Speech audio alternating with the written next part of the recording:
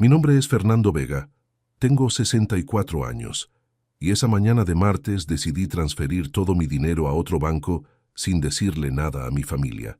Lo que no sabía es que esa misma tarde mi nuera iba a llegar a mi casa llorando desesperada, rogándome que la salvara de algo que yo jamás imaginé. Pero antes de contarte lo que pasó ese día, tengo que explicarte por qué tomé esa decisión que cambiaría todo para siempre. Imagínate la escena. Después de 40 años trabajando como contador en la misma empresa, después de ahorrar cada peso que pude durante toda mi vida, después de criar a mi hijo Diego solo desde que su madre murió, cuando él tenía apenas 12 años, me enteré de algo que me partió el alma. Mi propia familia, la familia por la que tanto sacrifiqué, estaba planeando internarme en un geriátrico para quedarse con todo lo que yo había construido. Pero ellos no sabían que yo también tenía mis propios planes. Planes que iban a poner todo en su lugar de una manera que nunca se imaginaron. Escucha esta historia hasta el final y dime qué habrías hecho tú en mi lugar. También cuéntame desde qué país me estás escuchando, porque lo que pasó después va a dejarte sin palabras. Para que entiendas bien esta historia, tengo que llevarte atrás en el tiempo, a cuando Diego era apenas un adolescente flaco y tímido que acababa de perder a su madre. Yo trabajaba de sol a sol en esa oficina de contabilidad, revisando números, balanceando cuentas, asegurándome de que cada centavo estuviera en su lugar. Era un trabajo que me gustaba porque me daba control. Me daba la sensación de que podía ordenar el caos, algo que necesitaba mucho después de que María Elena muriera tan joven. Diego era un buen chico, pero después de perder a su mamá, se volvió muy callado, muy solitario. Yo hice todo lo que pude para ser papá y mamá a la vez. Lo llevaba al fútbol los sábados, lo ayudaba con las tareas, le cocinaba sus comidas favoritas aunque yo no tuviera ni idea de cómo se hacían. Aprendí a hacer milanesas viendo videos en internet. Aprendí a planchar sus camisas de la escuela. Aprendí a ser dos personas en una.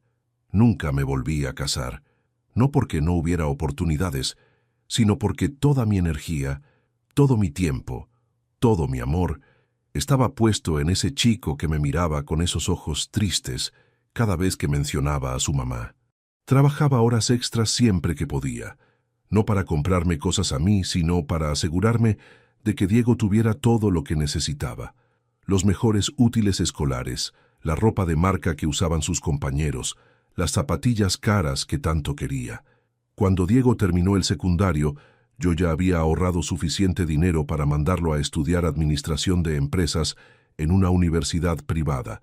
No era barata, pero yo había estado guardando cada peso extra durante años, viviendo con lo mínimo, comprándome ropa solo cuando la anterior ya no servía más, comiendo en casa para no gastar en restaurantes, manejando el mismo auto viejo durante 15 años.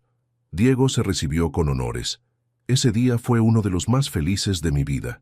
Verlo ahí en el escenario, con su birrete y su toga, recibiendo su diploma, me hizo sentir que todo el sacrificio había valido la pena.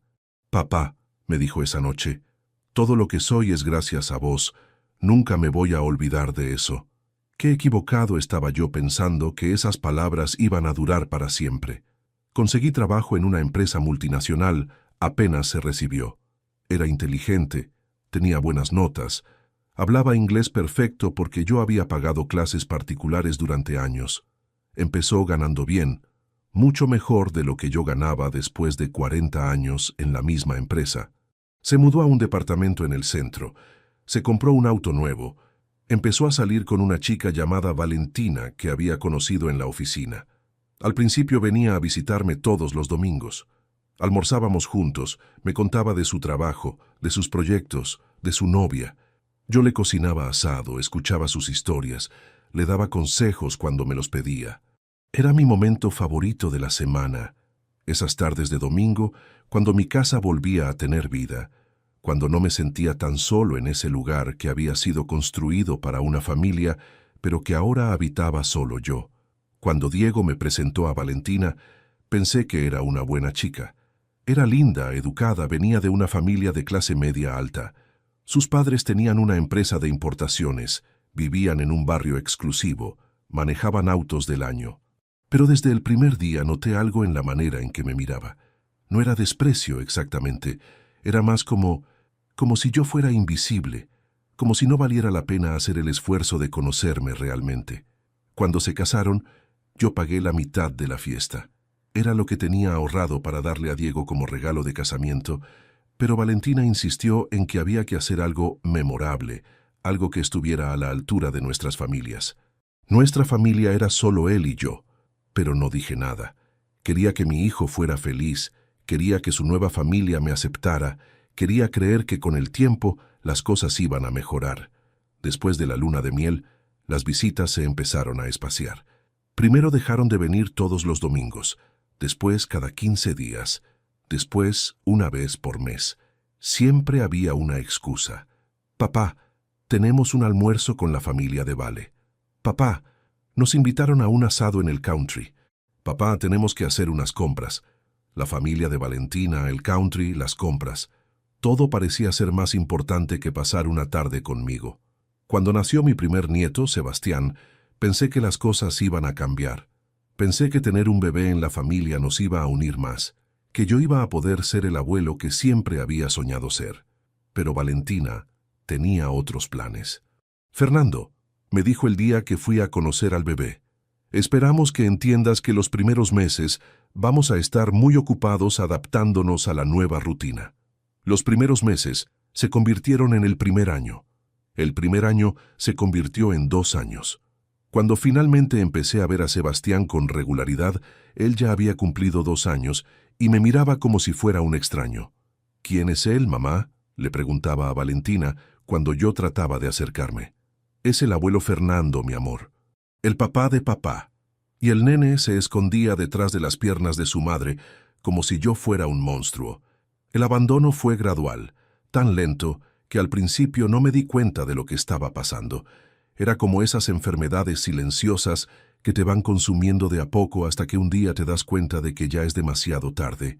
Primero fueron las llamadas telefónicas que se hicieron más cortas. Hola, papá. Todo bien, pero estamos por salir. Hola, papá, ¿cómo andás? Te tengo que dejar porque tengo una reunión. Después fueron las invitaciones que nunca llegaron. Me enteraba por casualidad de que habían hecho una fiesta de cumpleaños para Sebastián, cuando mi vecina me contó que los había visto descargando globos y decoraciones del auto. ¿No fuiste al cumple de tu nieto?, me preguntó, y yo no supe qué responder. No sabía que había habido un cumpleaños. Cuando les pregunté a Diego, me dijo que había sido algo muy pequeño, muy íntimo. Solo la familia directa. La próxima te avisamos, papá. Pero la próxima nunca llegó. O mejor dicho, llegó, pero yo seguía sin ser invitado. Aparentemente, familia directa no me incluía a mí. Las Navidades se volvieron un trámite. Venían 1 hora después del almuerzo, comían algo rápido, los nenes abrían los regalos que yo había elegido con tanto cariño, y después se iban corriendo a la casa de los otros abuelos. Es que los padres de Vale prepararon una cena especial, me explicaba Diego, como si eso fuera suficiente explicación para dejarme solo en Navidad. Cuando cumplí 60 años, esperé toda la tarde que vinieran a saludarme. Había comprado una torta, había preparado mate, había limpiado la casa de arriba abajo. A las 9 de la noche, Diego me llamó por teléfono. Papá, feliz cumpleaños. Perdón que no pudimos ir, pero Sebastián se enfermó y no quisimos dejarlo solo. Al día siguiente vi en las redes sociales que habían estado en una fiesta en el country. Sebastián se veía perfecto de salud, corriendo y jugando con otros chicos, pero la verdadera puñalada llegó hace 6 meses, cuando me enteré de algo que me cambió para siempre. Fue un sábado por la tarde. Había ido al supermercado y cuando volví a casa, escuché voces en el jardín del vecino. Era Diego hablando por teléfono, pero hablaba tan fuerte que no pude evitar escuchar. No, mamá, no te preocupes, decía. El viejo tiene una buena jubilación y además tiene todos esos ahorros que estuvo juntando durante años. Cuando llegue el momento, lo vamos a internar en un lugar bueno y nosotros nos vamos a hacer cargo de todo lo demás. Una pausa. Sí, la casa está en un barrio que se está revalorizando mucho. Vale dice que si la vendemos y compramos algo en el country, podemos tener una casa más grande y además nos sobra plata. Me quedé parado detrás del portón, sin poder mover ni un músculo, sintiendo como si me hubieran pegado un martillazo en el pecho. Mi propio hijo, el hijo por el que había sacrificado toda mi vida, estaba hablando de internarme como si fuera un trámite, como si yo fuera un problema que había que resolver de la manera más conveniente para ellos. Esa noche no pude dormir. Me quedé despierto hasta las 5 de la mañana, mirando el techo, repasando cada palabra que había escuchado. El viejo me había dicho, no mi papá, no Fernando, no mi padre. El viejo, como si fuera una carga, como si fuera alguien de quien tenían que deshacerse para poder vivir su vida perfecta en el country. Al día siguiente, empecé a hacer algunas averiguaciones discretas. Llamé a varios geriátricos de la zona, preguntando precios, servicios, condiciones. No porque quisiera internarme, sino porque quería saber exactamente de qué estaban hablando cuando planeaban mi futuro a mis espaldas. Las cifras que me dieron me helaron la sangre. Con mi jubilación podía pagar apenas un lugar básico, de esos donde te meten en una habitación con otros 3 ancianos y te dan comida recalentada 2 veces por día. Pero había algo más que Diego no sabía, algo que yo había estado guardando durante años, no por desconfianza, sino por costumbre. Desde que María Elena murió, yo había desarrollado una paranoia con el dinero. Había visto a demasiados compañeros de trabajo perder sus ahorros por crisis económicas, por bancos que quebraban, por hijos que aparecían de la nada pidiendo préstamos que nunca devolvían. Así que durante los últimos 20 años había estado distribuyendo mis ahorros en varios bancos diferentes. No mucho en cada uno, pero lo suficiente como para que si algo pasaba con alguno, no perdiera todo. Diego sabía de la cuenta principal, donde tenía mi jubilación y algunos ahorros, pero no sabía de las otras 4 cuentas que tenía en bancos diferentes, donde guardaba la mayor parte de mi dinero. También había invertido en algunos terrenos en las afueras de la ciudad, terrenos que había comprado baratísimos hace 15 años y que ahora valían una fortuna porque la ciudad había crecido hacia ese lado. Diego no sabía de esos terrenos.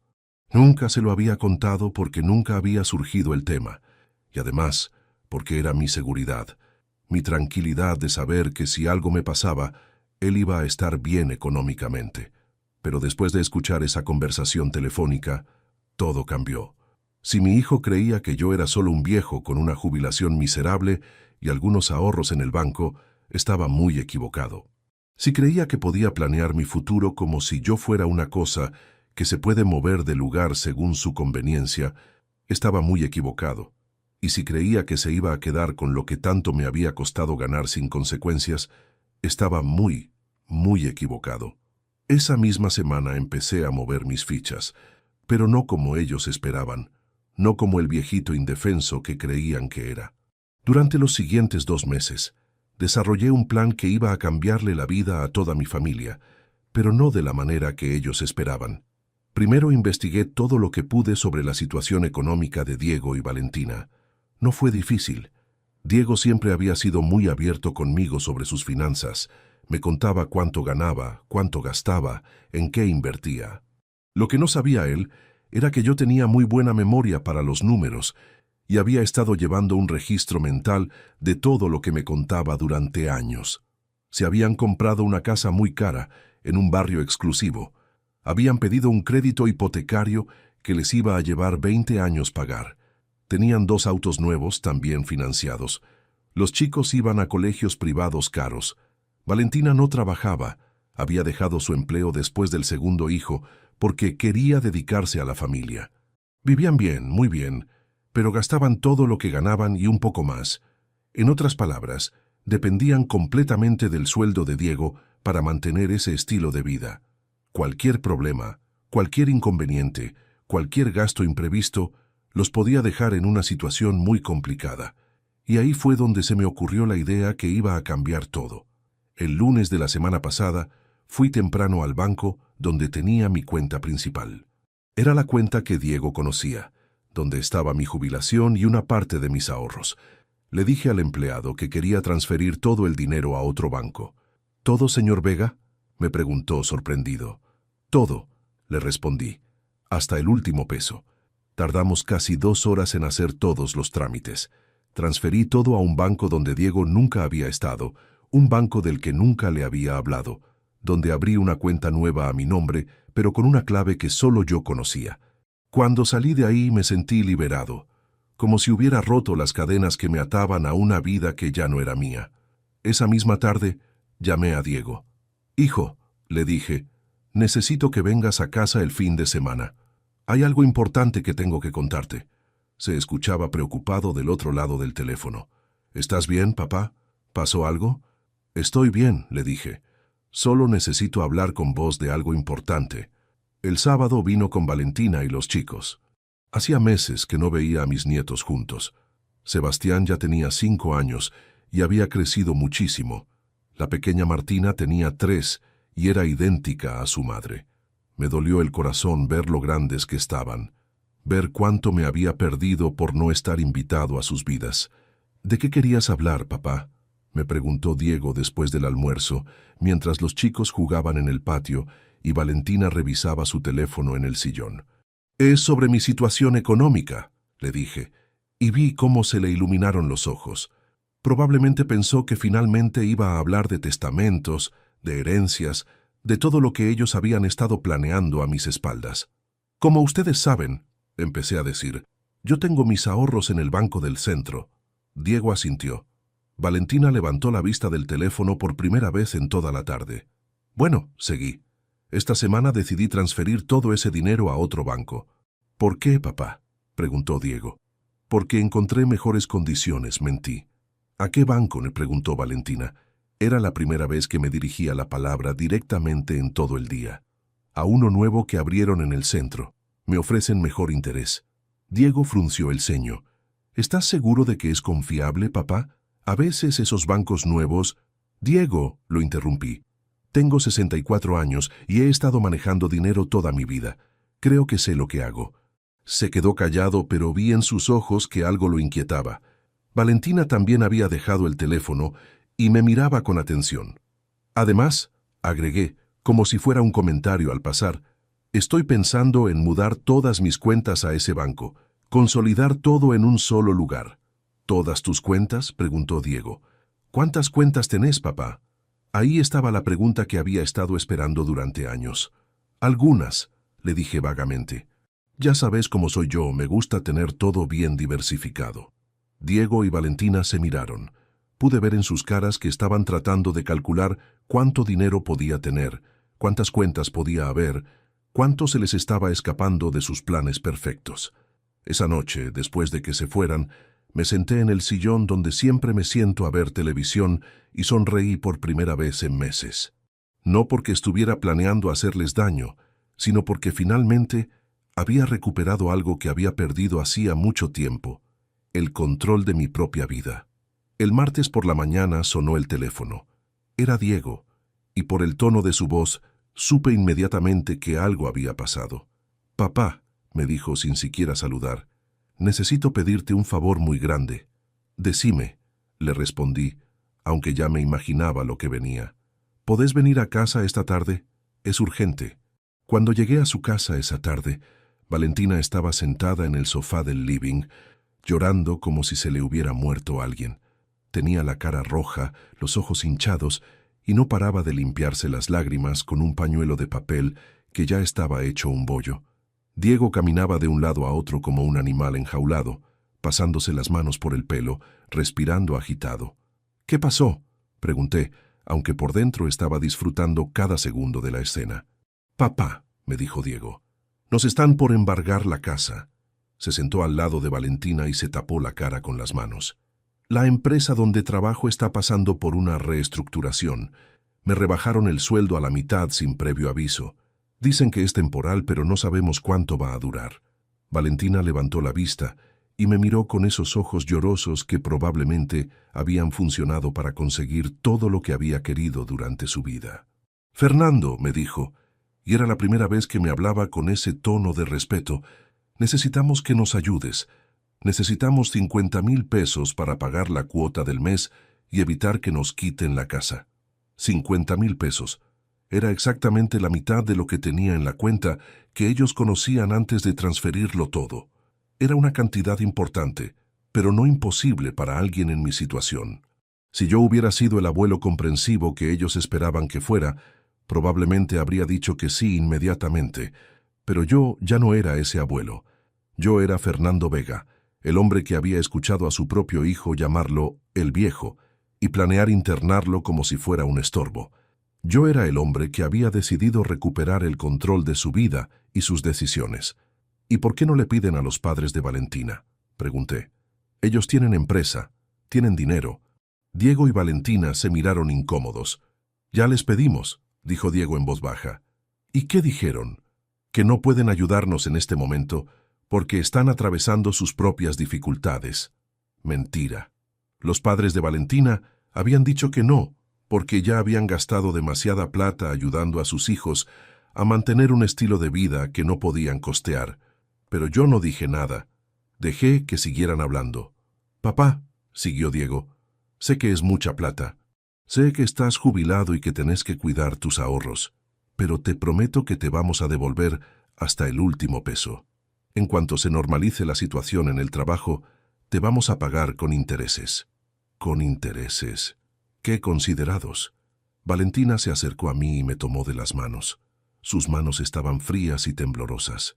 Fernando, me dijo, sé que no siempre he sido la nuera que vos merecías. Sé que a veces fui fría, distante, pero ahora necesito que seas nuestro ángel guardián. Los chicos no pueden perder su casa. No pueden pasar por eso. Los chicos, ahora sí se acordaban de los chicos. Cuando planeaban internarme, los chicos no importaban. Cuando no me invitaban a los cumpleaños, los chicos no importaban. Cuando se olvidaban de llamarme en las fiestas, los chicos no importaban. Pero ahora que necesitaban plata, ahí sí, los chicos eran lo más importante del mundo. Entiendo su situación, les dije, con la voz más tranquila que pude conseguir. Y me duele verlos así, pero tengo que contarles algo. Diego levantó la vista, esperanzado. Valentina me apretó las manos más fuerte. Esta semana transferí todo mi dinero a otro banco, como les conté el sábado. Sí, ya sabemos, papá, dijo Diego, pero podés transferir la plata de vuelta, ¿no? O podés sacarla de ese banco nuevo. Ahí está el problema, les dije. El banco nuevo tiene una política muy estricta. Para retirar cantidades importantes, necesito un preaviso de 30 días. No puedo sacar ni un peso hasta que pasen esos 30 días. Era mentira, por supuesto. Podía sacar el dinero cuando quisiera, pero ellos no lo sabían y tampoco tenían manera de averiguarlo. Vi cómo se les desplomaba la cara, cómo se les apagaba la última esperanza que tenían. ¿30 días? Preguntó Valentina con la voz quebrada. Pero el banco nos dio de plazo hasta el viernes para pagar o nos embargan la casa. Lo siento, les dije, y una parte de mí realmente lo sentía. No porque no pudiera ayudarlos, sino porque había llegado a este punto, porque mi propia familia me había obligado a convertirme en alguien que no reconocía. Diego se levantó del sofá como si hubiera resortes adentro. «Pero tiene que haber algo que podamos hacer», gritó. «Alguna forma de acelerar el proceso, alguna excepción». «Diego», le dije, «yo no hago las reglas del banco. Además, 50,000 pesos es mucha plata. Aunque pudiera sacarla, ¿están seguros de que me la pueden devolver?» «Por supuesto que te la podemos devolver», gritó otra vez. «Soy tu hijo, jamás te estafaría». Jamás me estafaría, pero sí planeaba internarme para quedarse con mi casa. Jamás me estafaría, pero sí había estado calculando cuánto valían mis propiedades a mis espaldas. Valentina se largó a llorar otra vez, pero esta vez con más desesperación. «Se van a llevar la casa», sollozaba. «Los chicos van a tener que cambiar de colegio. Vamos a tener que ir a vivir a un departamento horrible, en un barrio feo. Todo por lo que trabajamos se va a perder. Por lo que trabajamos. Como si ella hubiera trabajado algún día en su vida. Como si mantener la casa del country y manejar el auto del año fuera un trabajo. Pero no dije nada. Solo los miré con la expresión más compasiva que pude fingir. «¿Y no tienen nada que puedan vender?», pregunté. «¿El auto, alguna joya, algo?». Diego negó con la cabeza. «Todo está financiado. Si vendemos el auto, tenemos que seguir pagando el préstamo de todas maneras. Y las joyas de Vale no alcanzan ni para cubrir una 10ª parte de lo que necesitamos». Las joyas de Vale. el anillo de compromiso que había costado el sueldo de 3 meses de Diego, los aros que se había comprado para el casamiento, el collar de perlas que se había regalado para su último cumpleaños. Todo comprado con plata que podría haber usado para asegurar su futuro en lugar de satisfacer su vanidad. Lo único que se me ocurre, dije, como si fuera una idea que se me acabara de ocurrir, es que vayan al banco y expliquen la situación. Capaz les dan una prórroga, una extensión del plazo. Ya fuimos, dijo Diego. Nos dijeron que ya nos habían dado demasiadas oportunidades. Esta es la última. Demasiadas oportunidades. O sea que no era la primera vez que tenían problemas para pagar. O sea que esta situación venía de antes. Pero ellos nunca me habían contado nada. Solo me llamaban cuando ya no tenían más opciones, cuando yo era el último recurso, el salvavidas de emergencia. Bueno, les dije, levantándome del sofá, lamento mucho no poder ayudarlos. Si hubieran venido hace un mes antes de que transfiriera el dinero, habría sido diferente. Era otra mentira, pero una mentira necesaria. Espero que puedan resolver la situación de alguna manera. Cuando me estaba yendo, Diego me alcanzó en la puerta. «Papá», me dijo, «no hay absolutamente nada que puedas hacer. ¿No tenés algún contacto en el banco, alguna manera de acelerar el proceso?» Lo miré a los ojos, esos ojos que habían sido iguales a los de su madre, esos ojos que me habían mirado con amor cuando era chico, esos mismos ojos que ahora me miraban como si yo fuera su única esperanza. «Diego», le dije, «si hubiera alguna manera, ya la habría encontrado. Pero las reglas son las reglas. El dinero no se puede tocar hasta que pasen los 30 días. Se quedó parado en la puerta, viendo cómo me alejaba en mi auto viejo, probablemente pensando que su papá era un inútil que no podía ni resolver un problema simple en un banco. Esa noche me senté en mi casa, en mi sillón de siempre, y por primera vez en meses me sentí completamente en paz. No porque me alegrara ver sufrir a mi hijo, sino porque finalmente entendía algo que había tardado 64 años en aprender, que el amor no puede ser de una sola dirección, que la familia no es solo sangre, es también respeto, consideración, reciprocidad. Si fueras tú, ¿qué habrías hecho en mi lugar? ¿Los habrías ayudado después de saber que planeaban internarte? ¿O habrías hecho lo mismo que yo? Los días siguientes fueron de una calma extraña. Diego no me llamó, no vino a verme, no me mandó mensajes. Probablemente estaba demasiado ocupado tratando de conseguir plata de otros lados, llamando a conocidos, pidiendo préstamos, vendiendo lo que pudiera vender. O probablemente estaba enojado conmigo por no poder resolver su problema de la manera que él esperaba. El jueves por la tarde estaba regando las plantas del jardín cuando vi que se estacionaba una camioneta enfrente de mi casa. Era una camioneta que no reconocía, pero el hombre que se bajó sí me resultaba familiar. Era Roberto Méndez, un compañero de trabajo de cuando yo era joven, que ahora tenía su propia empresa de construcción. «Fernando», me gritó desde la vereda, «qué alegría verte». Hacía por lo menos 10 años que no hablaba con Roberto, pero siempre había sido un tipo simpático, de esos que te saludan como si fueras su mejor amigo, aunque no te vean en años. «Roberto», le grité de vuelta. «¿Qué haces por acá?» Se acercó al portón con una sonrisa enorme. «Vengo a hacerte una propuesta que no vas a poder rechazar», me dijo guiñándome un ojo. «¿Una propuesta?», pregunté intrigado. «Sentate que te explico. ¿Tenés tiempo para un mate?» Por supuesto que tenía tiempo. A mi edad lo único que tenía era tiempo. Nos sentamos en el patio de atrás, bajo la parra que había plantado María Elena antes de morir y que ahora daba una sombra hermosa. Roberto cebó mate como un experto mientras me contaba de su vida, de su empresa, de sus hijos que ya eran grandes.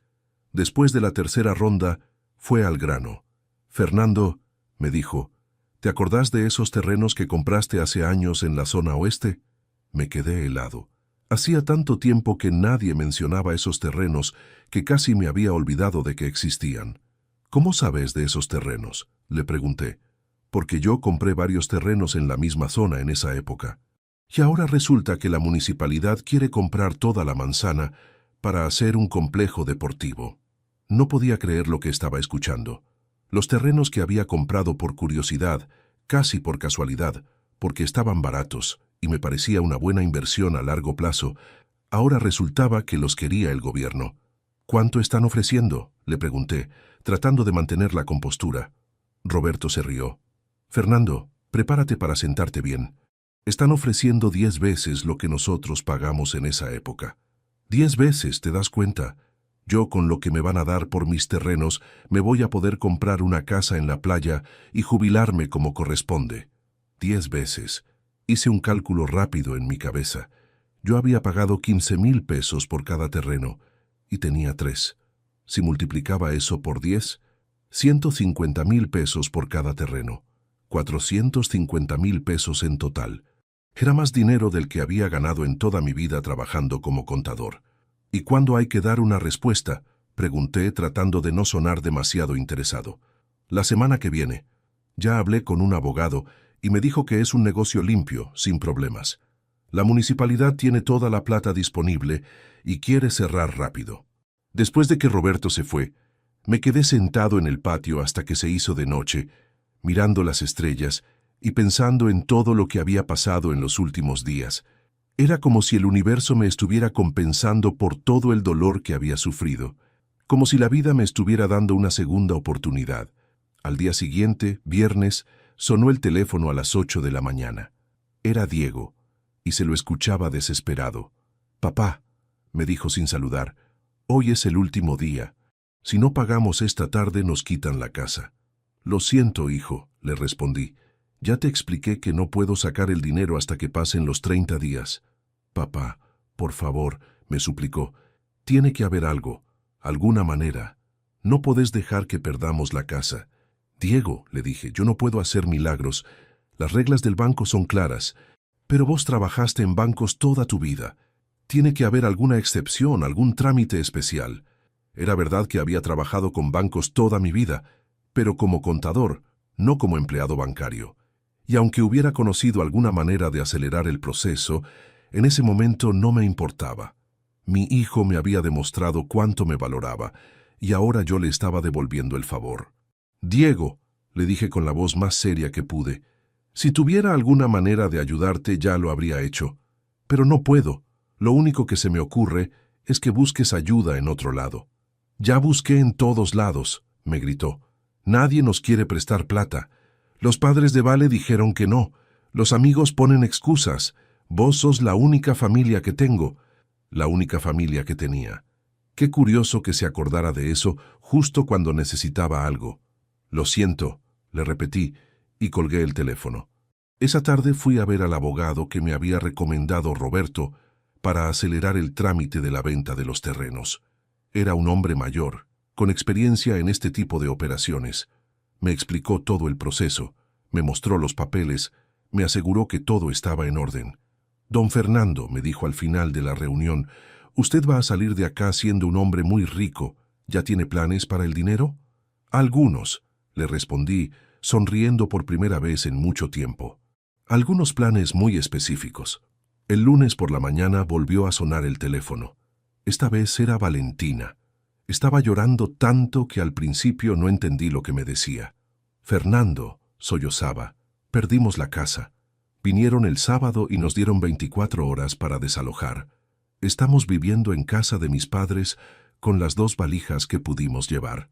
Se me oprimió un poco el pecho al escuchar eso, pero no me dejé ablandar. «Lo lamento mucho», le dije. «¿Y Diego cómo está?» «Destrozado», me respondió. «Dice que falló como padre, que falló como esposo. Está buscando trabajo desesperadamente, pero con la reputación que se hizo en la empresa anterior, es muy difícil que alguien lo contrate». «¿Y los chicos?» «Los chicos no entienden nada. Preguntan cuándo volvemos a casa, cuándo van a poder jugar en su cuarto otra vez». «Es desgarrador, Fernando. No sabes lo que es escuchar a tu hijo de 5 años preguntarte por qué no tienen más casa». En ese momento sentí una punzada de culpa. Los chicos realmente no tenían culpa de nada. Ellos no habían elegido tener padres irresponsables. Ellos no habían participado en los planes de internarme. Ellos eran inocentes. «Valentina», le dije, «¿qué necesitan ahora? ¿En qué los puedo ayudar?» Se quedó en silencio del otro lado del teléfono. Probablemente no esperaba que le ofreciera ayuda después de lo que había pasado. «No sé», me dijo finalmente. Todo está tan confuso. Los padres dicen que podemos quedarnos una semana, pero después tenemos que buscar otro lugar. Diego está mandando currículos a todas partes, pero nadie lo llama. Valentina, le dije, arreglemos para vernos esta tarde. Quiero hablar con Diego y con vos. Hay algunas cosas que tengo que contarles. ¿Qué tipo de cosas?, me preguntó con una voz llena de esperanza. Cosas que van a cambiar todo, le respondí. Pero tienen que venir los dos, y tienen que estar dispuestos a escuchar. Esa tarde llegaron a mi casa como dos perros apaleados. Diego tenía ojeras profundas, se había afeitado mal, llevaba una camisa arrugada. Valentina tenía la cara hinchada de tanto llorar, el pelo descuidado, se la veía 10 años más vieja que la última vez que la había visto. Los hice sentar en el living, les preparé té, los dejé que me contaran toda la situación desde el principio. La rebaja de sueldo, las deudas que se habían acumulado, la negativa del banco, la pérdida de la casa, la humillación de tener que ir a vivir con los suegros. Ahora, les dije cuando terminaron de hablar, necesito que me escuchen con atención, porque lo que les voy a contar va a ser difícil de procesar. Saqué de mi bolsillo los papeles que había firmado con el abogado esa mañana. Esta semana vendí unos terrenos que tenía hace años. Terrenos que ustedes no sabían que existían. Diego frunció el ceño. ¿Qué terrenos, papá? Terrenos que compré hace 15 años como inversión. Terrenos que acabo de vender por 450,000 pesos. Las caras que pusieron no tienen precio. Valentina se quedó con la boca abierta. Diego me miró como si le hubiera hablado en chino. ¿450,000 pesos? Repitió Diego. ¿De dónde salieron esos terrenos? ¿Por qué nunca me contaste? Porque nunca preguntaste, le respondí. En todos estos años, ¿alguna vez te interesaste por saber cómo estaba económicamente? ¿Alguna vez me preguntaste si necesitaba algo, si tenía planes, si tenía preocupaciones? Se quedó callado, porque sabía que tenía razón. Pero ahora, seguí diciendo, tengo ese dinero disponible, dinero más que suficiente para ayudarlos a salir de esta situación. Vi cómo se les iluminaban los ojos, cómo empezaban a calcular cuánto de esa plata les podía tocar. Sin embargo, dije, y la palabra sin embargo los hizo poner nerviosos otra vez. Hay algunas condiciones. ¿Qué tipo de condiciones?, preguntó Valentina. El tipo de condiciones que van a asegurar que esto no vuelva a pasar nunca más. Saqué una carpeta que había preparado esa mañana. Primera condición. Diego consigue un trabajo, el que sea, aunque gane menos de lo que ganaba antes. Nada de esperar el trabajo perfecto, nada de hacerse el exquisito. Cualquier trabajo honesto es mejor que ningún trabajo. Segunda condición. Se mudan a una casa más chica en un barrio más modesto. Nada de countries, nada de barrios exclusivos. Una casa que puedan pagar con un solo sueldo para que si vuelve a pasar algo así no pierdan todo. Tercera condición. Valentina vuelve a trabajar. Los chicos ya están en edad escolar, no hay excusa para no trabajar. Cada familia necesita 2 ingresos en estos tiempos. Cuarta condición. Me van a devolver el dinero que les preste. No todo de una vez, pero me van a devolver hasta el último peso, con un plan de pagos que vamos a acordar entre todos. Diego y Valentina se miraron. Podía ver que estaban calculando si les convenía aceptar esas condiciones o no. Y la quinta condición, agregué, es la más importante de todas. ¿Cuál es?, preguntó Diego. Que me van a tratar como lo que soy, el abuelo de sus hijos y el padre de uno de ustedes. Que me van a incluir en las decisiones familiares importantes, que me van a invitar a los cumpleaños, a las fiestas, a los almuerzos dominicales, que no me van a tratar nunca más como si fuera un estorbo. Y, agregué, mirando a Diego directamente a los ojos, que nunca más van a planear mi futuro a mis espaldas, nunca más van a hablar de internarme como si yo no tuviera voz ni voto en mi propia vida. Diego se puso blanco. ¿De qué hablas, papá? Hablo de la conversación telefónica que escuché hace 6 meses, donde hablabas de el viejo que había que internar para poder vender su casa y mudarse al country. Se tapó la cara con las manos. Valentina lo miró con una expresión de horror. No sabía que habías escuchado eso, murmuró. Ahora lo sabes, le dije. Y también sabes por qué tomé las decisiones que tomé. ¿Por qué transferí mi dinero? ¿Por qué no los ayudé cuando me lo pidieron?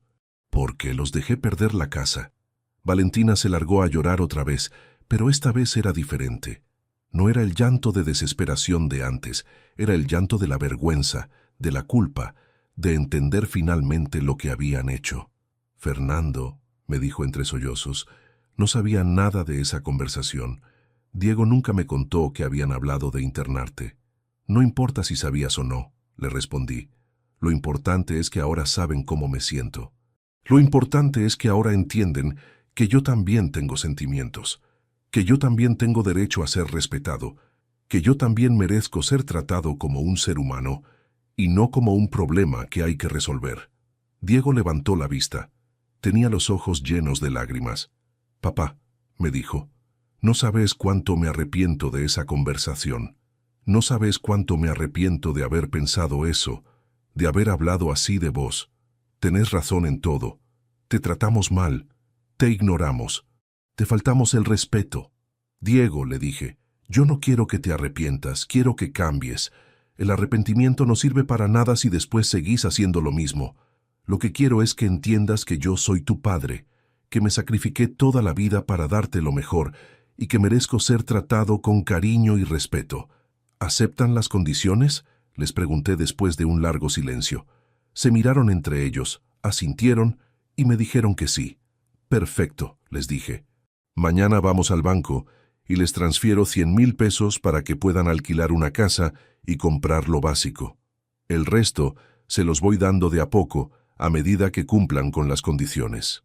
Esa noche, después de que se fueran, me senté en mi sillón y por primera vez en años me sentí realmente en paz.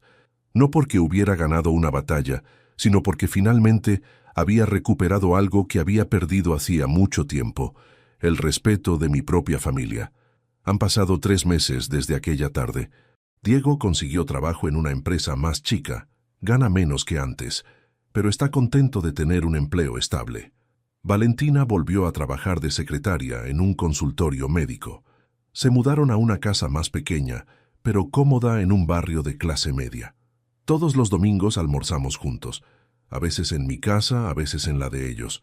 Los chicos me cuentan de la escuela, me muestran sus dibujos, me piden que les lea cuentos. Sebastián me dice abuelo Fernando con cariño, y Martina se sienta en mis rodillas para que le haga caballito. Diego me llama por teléfono 2 veces por semana. Me pregunta cómo estoy, si necesito algo, si quiero que me acompañe al médico. Valentina me saluda con un beso cuando llego. Me pregunta si quiero té o café. Me incluye en las conversaciones. Ya me devolvieron 20,000 pesos de los 100,000 que les presté. No es mucho, pero es un comienzo. Y lo más importante es que cumplieron su palabra. Me están tratando como el abuelo y padre que soy, no como el estorbo que creían que era. El otro día Sebastián me preguntó, «Abuelo, ¿por qué antes no venías tanto a casa?» Y yo le respondí, «Porque a veces los grandes nos olvidamos de lo importante, mi amor, pero ahora ya no me voy a olvidar más». Si estás escuchando esta historia y tenés familia que no te valora, que te trata mal, que da por sentado que siempre vas a estar ahí sin importar cómo te traten, quiero que sepas algo. Nunca es demasiado tarde para poner límites, para exigir respeto, para hacerte valer. No importa la edad que tengas, no importa cuánto hayas sacrificado por otros, no importa cuánto los quieras. Si no te respetan, si no te valoran, si te tratan como si fueras invisible, tenés derecho a decir, basta. Yo perdí a mi familia durante 6 meses, pero la recuperé de una manera más sana, más honesta, más real. Ahora sé que me quieren no solo porque soy el padre y el abuelo, sino porque me respetan como persona. Y vos que me escuchaste hasta acá, contame, ¿tenés alguna situación similar en tu familia? ¿Hay alguien que te trata como si fueras invisible? ¿Qué harías en mi lugar? Porque al final, lo más importante no es la plata que tengas en el banco, no es la casa donde vivas, no es el auto que manejes. Lo más importante es que la gente que decís que querés te trate con el respeto y el cariño que mereces. Y si no lo hacen, siempre tenés la opción de enseñarles cómo hacerlo. A veces la única manera de que te respeten es mostrarles lo que pasa cuando no lo hacen, Cuéntame desde qué país me estás escuchando y qué te pareció esta historia. ¿Crees que hice bien? ¿Harías lo mismo? La familia es lo más importante en la vida, pero solo cuando es realmente familia, no cuando es solo un título sin contenido.